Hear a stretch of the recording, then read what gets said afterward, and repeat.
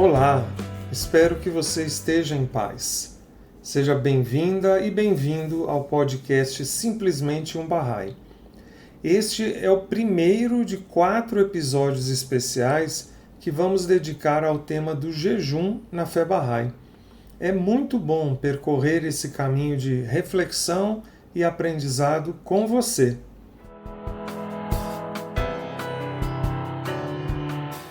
Este estudo sobre o jejum irá se concentrar exclusivamente em 13 escritos sagrados que constam do livro Orações Bahá'ís.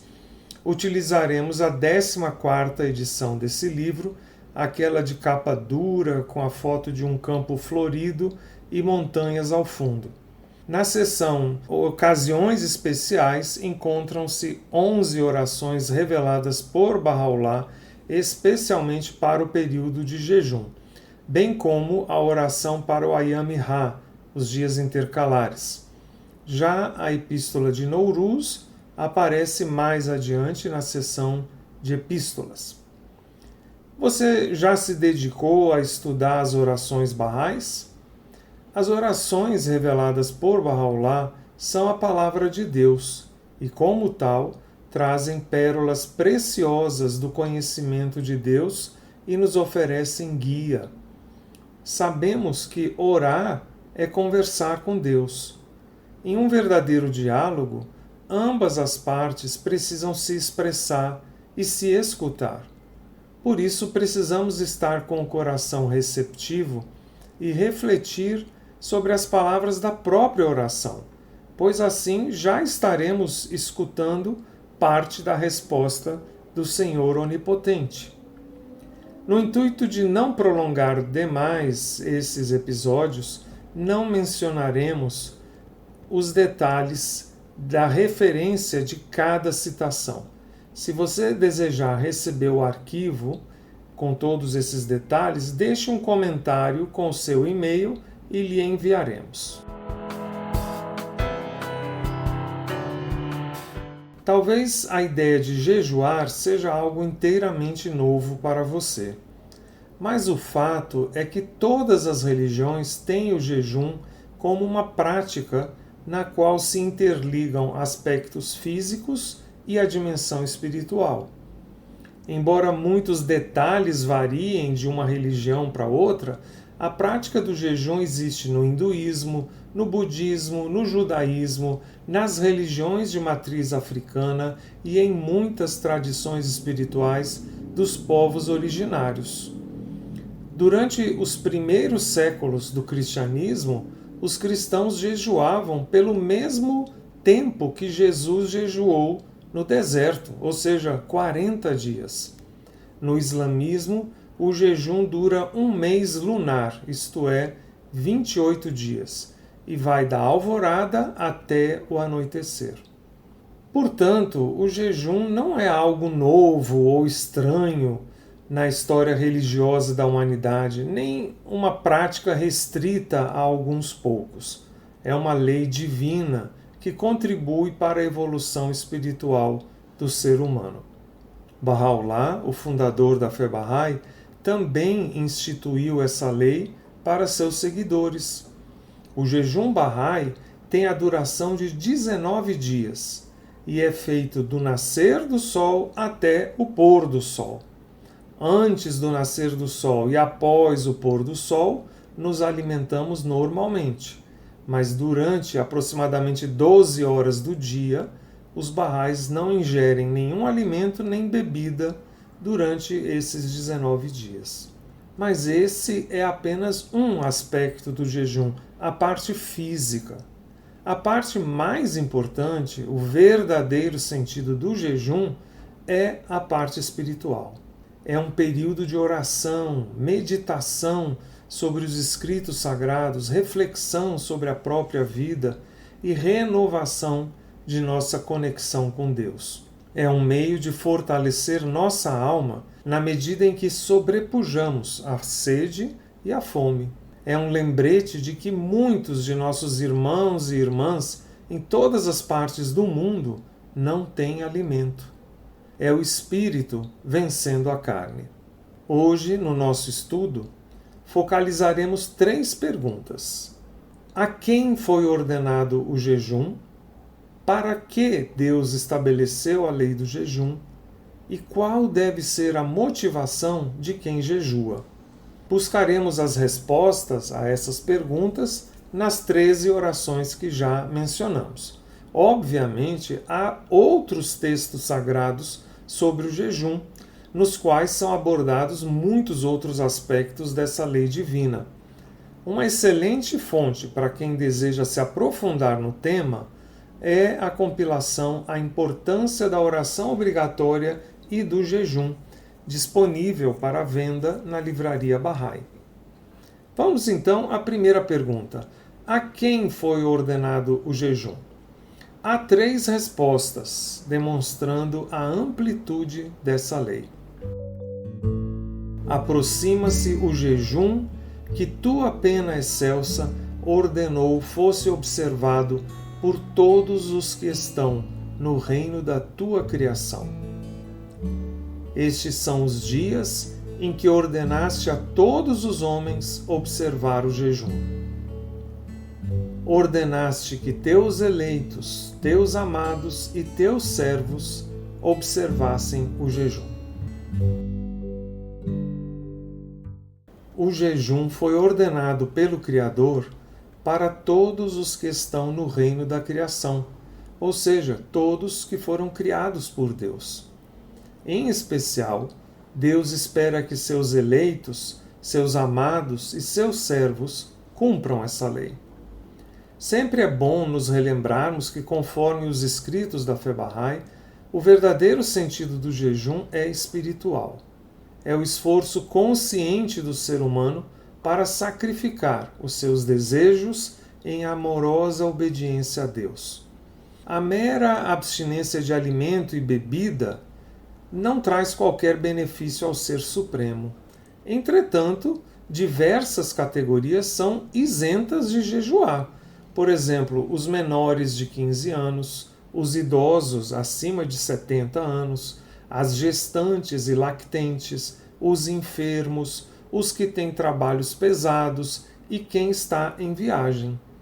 Essas pessoas não precisam realizar a parte física do jejum, mas com certeza podem vivenciar a dimensão espiritual do jejum, dedicando mais tempo à oração, à leitura da palavra sagrada, à meditação e à reflexão sobre sua vida espiritual.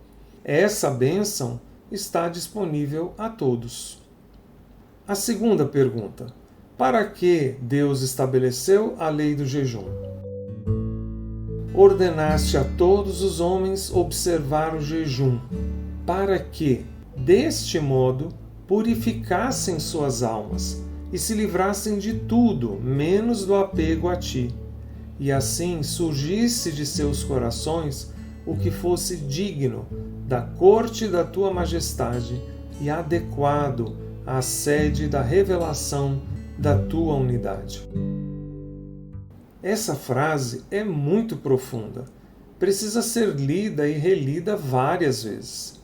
Ela revela o propósito de Deus em estabelecer a lei do jejum e, na realidade, em estabelecer todas as leis divinas. Vamos refletir sobre a frase do seu final para o começo. O propósito de Deus ao nos criar foi que alcançássemos sua presença, que é referida nessa citação como a corte da majestade divina e a sede da revelação de sua unidade. Entretanto, para alcançarmos tamanha honra e glória, precisamos nos tornar dignos de sua presença. O que pode nos tornar dignos é a purificação da alma e a libertação de tudo, menos do apego a Deus. Só assim poderá surgir de nosso coração algo que fosse digno de sua glória. Entretanto, Deus sabe que o ser humano, por si só, não conseguiria alcançar essa posição. Então, o que ele fez? Ele nos ordenou observar o jejum para que, deste modo, possamos purificar a alma e livrar-se de tudo menos dele. Isso nos conduzirá à purificação e libertação, e graças a isso surgirá de nosso coração o que é digno de sua presença. Não é lindo, maravilhoso e tocante? Como devemos ser gratos a Deus por nos conceder suas leis, que nada mais são que os meios e recursos que necessitamos para realizar o propósito de nossa existência. Sem o esforço por obedecer suas leis, nossa alma não seria purificada e estaríamos apegados a coisas que não são do divino. Consequentemente, não brotaria de nosso coração algo que seja digno de Deus. Estaríamos perdidos e distantes do propósito maior. Sabemos que a motivação de nossas ações é tão importante quanto as ações propriamente ditas. Por isso, a terceira pergunta é bastante relevante. Qual deve ser a motivação de quem jejua? Aquele que jejuou por amor a ti e para teu agrado, e não por causa do ego e do desejo, nem movido por medo à tua ira. Esta citação revela as duas motivações corretas, dignas e aceitáveis perante Deus: jejuar por amor a Ele e para o seu agrado. Quando a gente ama alguém de verdade, fazemos muitas coisas por amor e pelo simples desejo de agradar àquela pessoa. É verdade ou não? A felicidade de quem oferece um gesto de amor pode ser até maior que a da pessoa que o recebe. Quantas vezes uma mãe ou pai sacrifica de bom grado o seu conforto, as suas preferências, o seu tempo e os seus recursos para alegrar o coração de seu filho ou filha? Quantas loucuras de amor uma pessoa apaixonada é capaz de fazer sem jamais reclamar ou cobrar algo em troca? Se somos capazes de fazer isso em prol de um semelhante, por que não seríamos capazes de fazê-lo por aquele que nos trouxe à existência?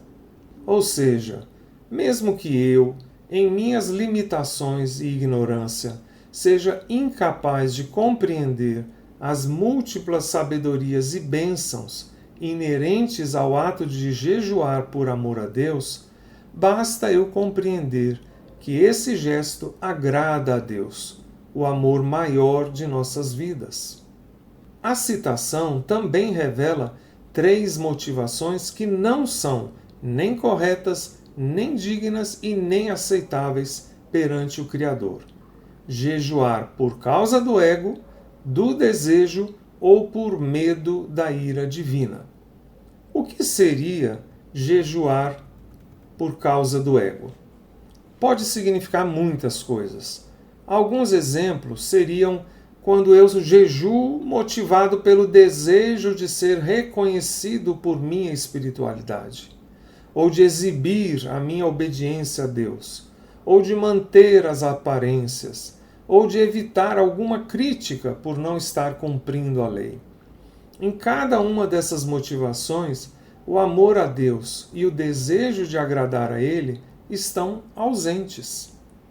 Jejuar por causa do desejo pode significar o desejo de obter bênçãos divinas, bem como o desejo de alcançar o paraíso.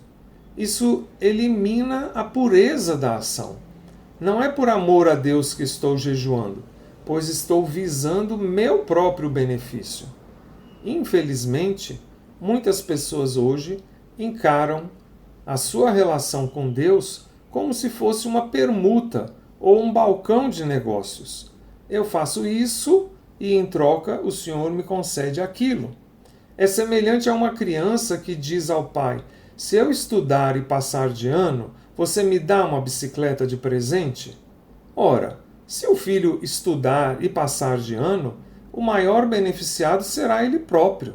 E aprender já é o maior prêmio. Aqui cabe uma reflexão essencial: a diferença entre motivação e consequência. Vejamos alguns exemplos. A motivação de estudar é, ou deveria ser, aprender. A consequência de aprender, no caso de um estudante, é obter boas notas.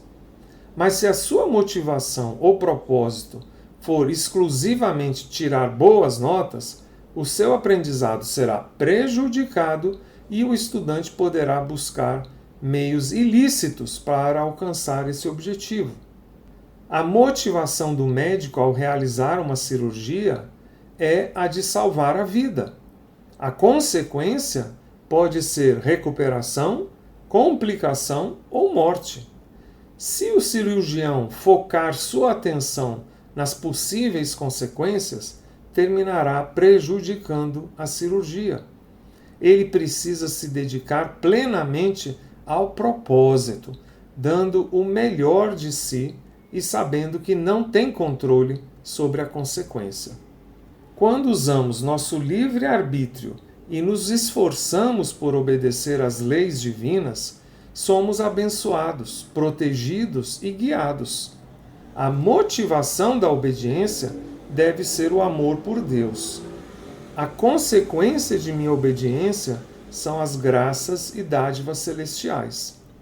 Mas se eu sigo as leis com o intuito de ser abençoado, estarei corrompendo o verdadeiro sentido da aliança entre o ser humano e o Todo-Poderoso.